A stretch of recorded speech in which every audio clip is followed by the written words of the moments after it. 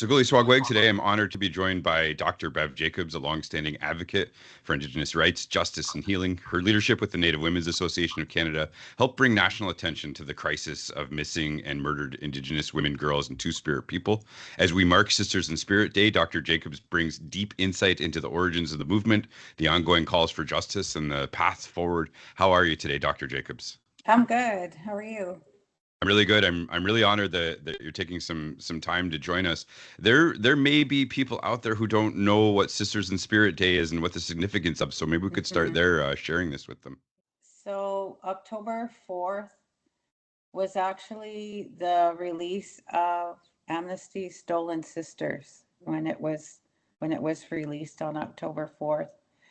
But the I think the push to have something, and mostly it was the vigils. So when I became president of Native Women's Association of Canada in 2005, I had this really strong uh, woman from Kitigan CB came to visit me, Bridget Tolley, and when she came to visit, she is a really strong advocate for her mom, who was killed by the Quebec police, and she wanted an inquiry into the death of her mother. And she said, "So what can you do?" to me. And I said, "We'll do whatever we can." I said, "What do you want to do?" And she said, "Well, I was thinking maybe we'd have vigils on the hill um, every year." And I said, "Yeah, let's do it." And so that's how that got started. And the Sisters in Spirit campaign was a campaign at that time. And so when I began, it became a major, amongst other things. So there were, overrepresentation of women in prison. There were health issues that we were dealing with. There were, economic issues for Indigenous women. And like there was so much that I jumped into at that time. But my focus for that first bit, well, for a while, was pushing for funding for Sisters in Spirit. So we were all over. We were pretty pushy with the media, with going to the UN and pushing it at the international levels, and also during that time was the Kelowna Accord, so the big First Ministers meeting in Kelowna in 2004. So I started 2004 to 2009 when I was president of NWAC. And so I was the only woman at the table at the First Ministers meeting in Kelowna. And that's when the Kelowna Accord became known or signed. And I just remember walking into that room with all of the national leaders. So that was my first experience in that kind of forum, and being the only woman around the table, Indigenous woman, and but I had so much support of the women and the elders that we had brought then. And I just remember she's passed now, one of the elders. Her name was Doris Peters. She came up to me and gave me a big hug, and said, "Be strong. Uh, don't cry," she said.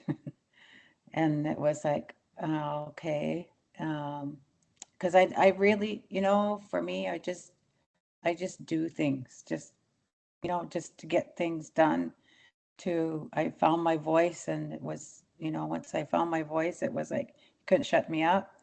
So it was, around the table.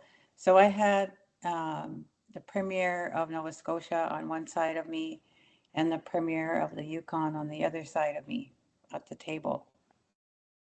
So I had the ear of both of them. And so I would, talk about the stuff that we were working on, talking about Sisters in Spirit and missing and murdered Indigenous women and girls and all of the other, anything I could manage to say while I was sitting beside them.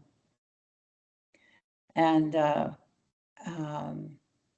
was also pushing for funding for Sisters in Spirit, and also pushing for um, violence against Indigenous women to be on the agenda at the Kelowna meeting, the First Ministers meeting. And Andy Scott was the Minister of Indian Affairs at the time. And so he told me, yep, it'll be there, it'll be on the agenda. And so when I sat down and looked at the agenda, it wasn't there. And, being that was the first public, I guess, political meeting I was at. I don't know where it came from, but it's like, oh, I'm like in a pretty major place here to make a point. So I was always the last one on the agenda to speak on all national Indigenous association, the national organizations. I was always the last to speak. And I don't know whether that was, deliberate, but it was an opportunity. I made it a positive opportunity for me to listen to what everybody else was saying and to say what needed to be said.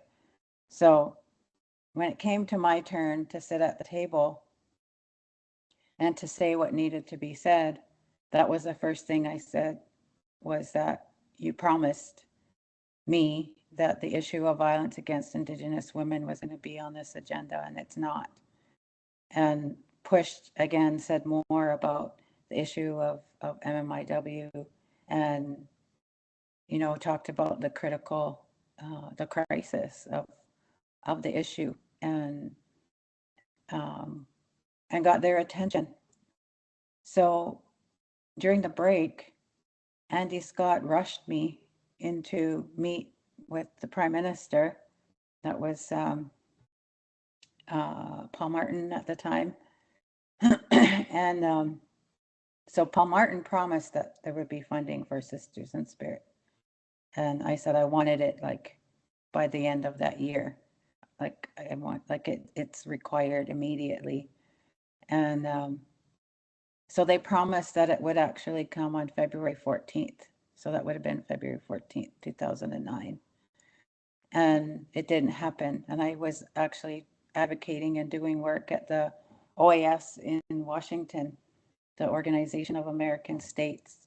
And I got a phone call from Andy Scott saying, because they were going to make it a public announcement, telling me that it's not going to happen.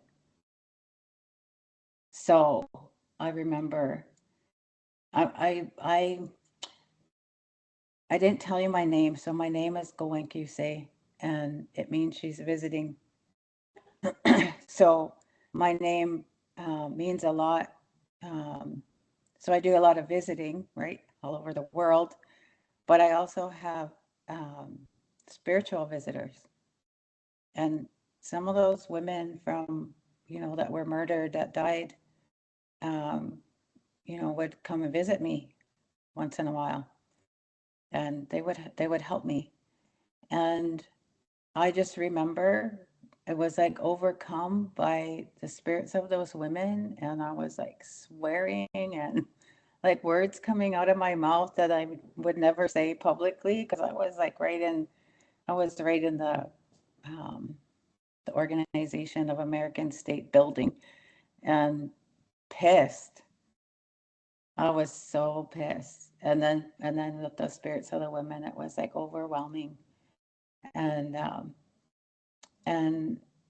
so when I got back to Ottawa and, met with them, and they said, it's coming, just be patient, right? And it was like, okay. It was like, can you shut up for a little while? It's what they're wanting me to do. And it was like, okay, the money did come by the end of that year. And by the end of that fiscal year, so we were able to bring families together at that time, and we already had a plan, a strategic plan for Sisters in Spirit, and what would, how the money was spent. And I think part of the difficulty for me in learning about those kinds of positions as well, those national organizations, is that when government gives you money, they control and they tell you how to spend it. So that was part of the difficulty with contribution agreements from the government, was, very specific deliverables.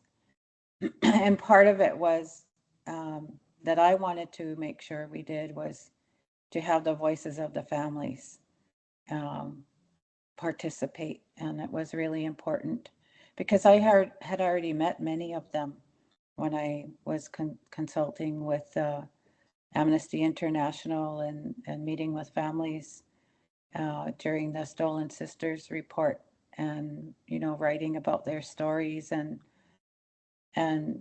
getting very close. When you do this kind of work with families, it become like family, and so you feel obligated and responsible and accountable for them when they ask you, can you be our voice?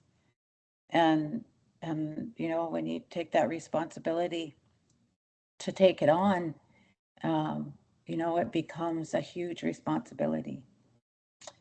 I'm getting emotional. Um, so so we tried really hard to have like annual meetings with the families and bring them in, but then we were told, sorry, you can't do that anymore. It's not part of what was in the contribution agreement. And we developed a database. We had amazing researchers we hired, and different positions within the organization for Sisters in Spirit. And we did have the annual Sisters in Spirit vigils, and Bridget Tolley led those, and speaking and presenting and helping to organize. Like, it was just a really powerful movement. And when it started, when we started, actually, even with the media. So I remember the first interview at the parliamentary media press gallery, and walking in, I think Bridget and I, on that first October 4th, I think there was maybe one camera, which was the internal parliamentary camera, and one APTN reporter. That was all that was in the room. So bringing attention to it at that time was really difficult. And also, I remember when we started to do the research, even with the media, and how racist the media was, victim blaming the Indigenous women, or even how they described them, or how they described, that it was their fault. Just the innuendos and the racism was overwhelming as well. And so overcoming that, so we worked on that as well, and educating the media about how they should be responding to families, right? So they sensationalize the murder, right? And the families are grieving. So trying to push for interviews with the families, like that was part of the education, is training about grief and loss of families who are trying to deal with the fact that their loved one was missing and then found murdered, right? So that was the beginning, and that was it was a lot of work. It was like 24/7, and pushing for everywhere. So everywhere I went, everywhere I was asked to present, it was an issue that was very critical. And then we did go to the UN many times, to the Permanent Forum on Indigenous Issues, and also pushed it there and pushed for the governments to do something, and then finding out that it's a global crisis, right? And meeting with Indigenous peoples from around the world who are saying the same thing. And um, yeah, so it just became, like I said, for me, it's just get it done, you know, get this out there, get people aware. And what I saw happening, like just in the 5 years that I was there in that leadership position, was communities and families, and in our communities, it like spread like wildfire. With the awareness, it became a social movement of our families and communities that did take that responsibility. And then now, with the vigils, I don't know what it's like now, how many, the vigils around the world now, um, in honoring this day, October 4th, and um, honoring the spirits of those women. And yeah, that was a big part of it. And I think it was, um, really powerful, knowing that our own communities were then taking responsibility.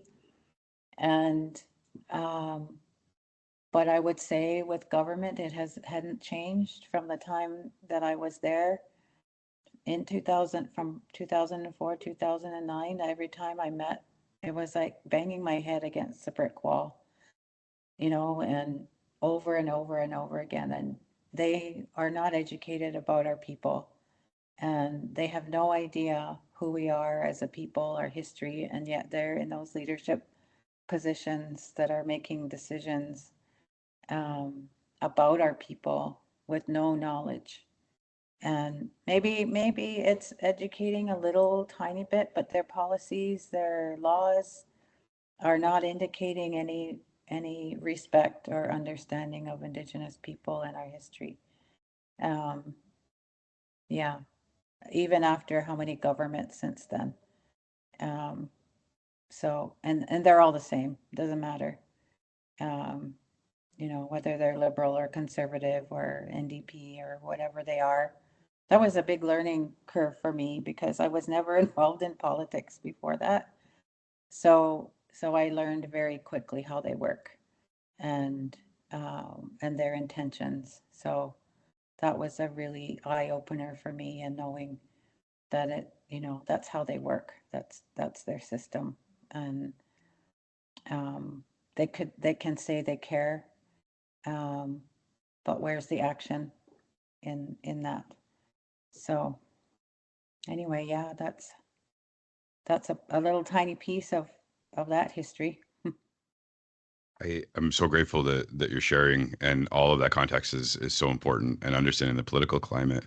I'm curious, and I want to do this in a way that's respectful to Bridget Tolley and her family, Mhm. but I am curious about those early days, and when this movement started. I'm happy to say we're doing it here. I have family in communities all over the place where they're holding different Mhm. vigils. This is an annual event in a lot of places that's marked with importance, but I'm really curious about those early days, and what it felt like and what the atmosphere was like. Oh yeah, it was so harsh. Um, for Bridget, she's such an emotional, caring person. Um, she made sure that it wasn't just about her mother, right? It was about all of the missing and murdered Indigenous women and girls and two-spirited, and that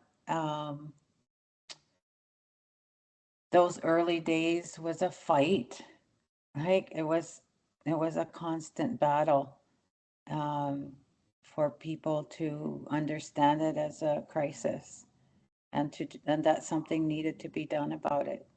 Like, women were going missing, and they still are, at higher rates than non-Indigenous women.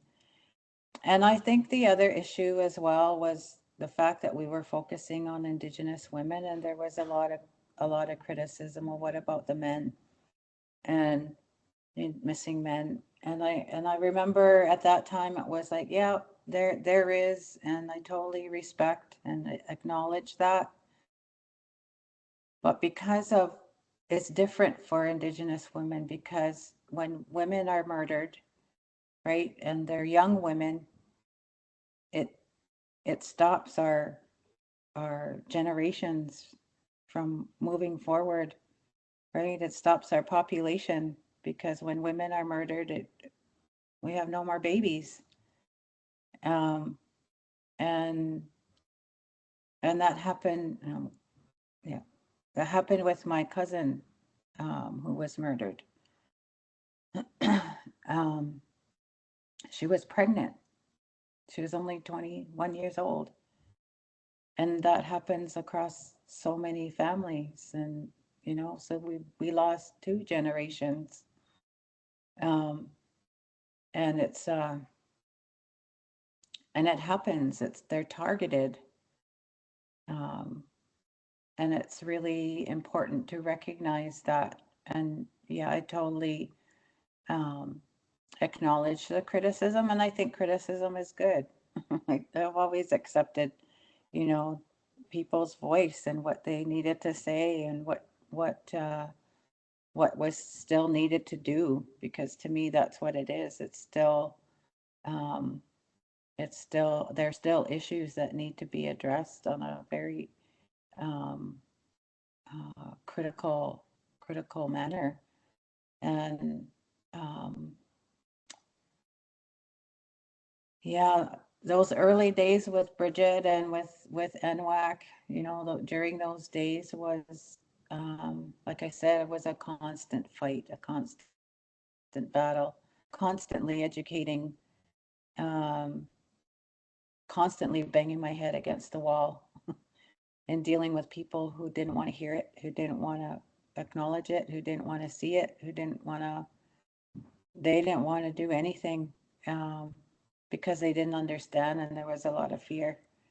Um, and there were also, underlying issues of, well, who are the perpetrators? Who are they? Where are they from? And we found, a lot of times they were non-Indigenous men, right? The serial killers are all white men, um, right? And they were getting away with it. Um, but we also know that it's our own men who are also the perpetrators. That was harder. That was harder to deal with. It is harder. I'm gonna say was, it still is. And it's a real um, issue for our nations, right? For the education of our men to be um, good men, um, and to be role models, and to understand um, how we need them to be strong men, right? To be our protectors again, um, to stand with us as we take the lead. And um, so those were big lessons, like so much learning and understanding through that time. And when I finished my term, so I finished my term at the organization in October of 2009. And I started my PhD right away in Calgary. So I went to Calgary right away and went into hiding and went to therapy for like 3 years. And it was tough, like to recover from all of that. Because it wasn't just, I mean, the missing and murdered Indigenous women is huge, but there was so many other issues as I visited women in prison, in federal prisons. Um, Women would contact me who needed legal representation because I was a lawyer and I couldn't represent them. I mean, you've painted an important picture about how we've gotten here, and so many things that I think me and the listeners and people listening need to think about. But where are we? And specifically for people, I have to believe, I have to have hope. There's people out there that have power and they want to make a difference and they want to do better. So based on where we're at and where we need to go, what can the future look like? Well, I actually see, because of that shift, like the shift of understanding and community and families um, taking on and having vigils every year, and the movement of, I think, awareness and um, the education about violence and the cycles of violence and the source of the violence. That was one of the biggest things too, was learning that violence wasn't part of our culture, that violence became part of our people because of colonization and because of residential schools and because of the violence that occurred to us um, from colonization and all of the genocidal policies that Canada enacted and and forced on our people. Um, that's the hope that I always have had, uh, because of how I was raised, and our culture and tradition and language and the strength of our people, and that we survived genocide, um, and that we're here in this time and this generation. We've had to learn all the ugliness, and we've had to live through that and survive it. Many still, surviving on a daily basis. Um, but what I see also is the young people um, who are learning their language, they're learning their culture, and there's a generation now that they speak fluently to their children, and attend ceremonies, and um, uh, the uh, what's the word, the puberty ceremonies, the rites of Rites of passage passage. ceremonies, right? So that's all coming back, um, and and our ceremonies have always continued despite it all. And that's where I see the hope, and where I see, once we start learning about that, we start learning how strong we are and how important it is to maintain who we are as a people and to love each other, right? That's the source of our laws of even Haudenosaunee, is love. That's where the teachings of the peacemaker. That's what united us, as a confederacy, as a nations, and that unity. It's like we're coming full circle back to those teachings. So the more that we learn that, the more that we heal from all of that ugliness and genocide. That's where we're at. And it's like we're moving again. I always think of it in a cycle, that we're moving back into our peace. That's a beautiful place to leave it. I want to thank you for your personal contributions and sacrifices, but especially for the way you've amplified those voices. Big Nyawankoa, Dr. Jacobs. Okay. All right. Now, Carl. All right, Nagitwa. Ona.